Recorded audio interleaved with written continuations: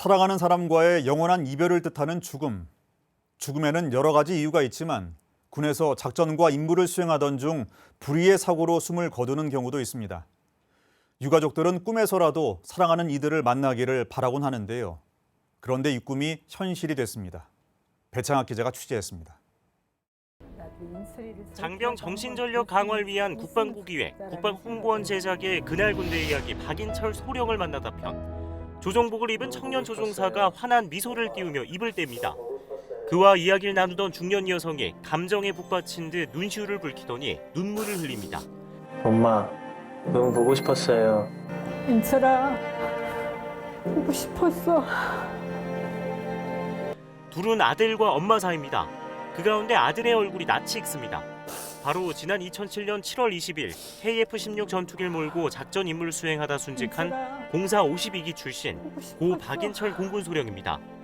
화면 속 그는 실제 사람이 아닌 디지털 휴먼입니다.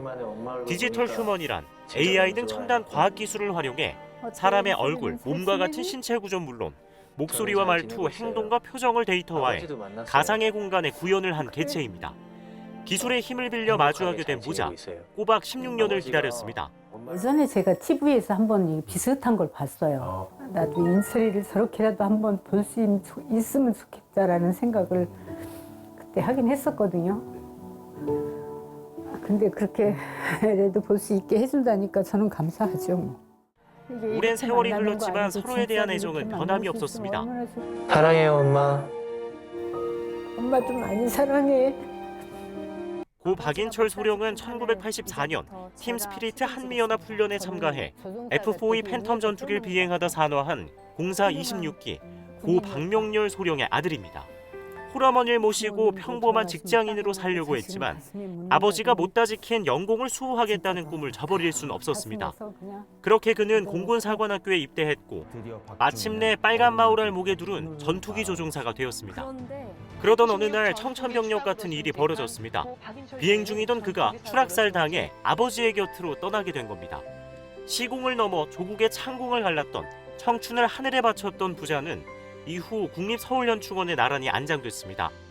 고 박명렬 박인철 소령이 잠든 호국 부자의 묘는 오늘날 국민과 국군에게 귀감을 주는 명소가 되었습니다. 일생에서 가장 사랑했던 두 남자를 떠나보낸 이준신 씨. 자식과 남편이 함께 지내고 있다는 소식으로 위안을 삼습니다.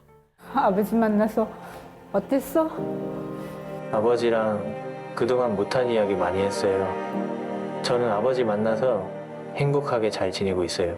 끝으로 한평생 가슴에 묻어뒀던 말을 전합니다. 엄마 아들로 같이 해줘서 너무 행복하고 고마웠어. 가족뿐 아니라 친구들도 반갑기는 마찬가지입니다. 니도 임상원생도 20대 청년들은 40대 중년들이 되어서야 삼총사라는 이름으로 다시금 뭉쳤습니다.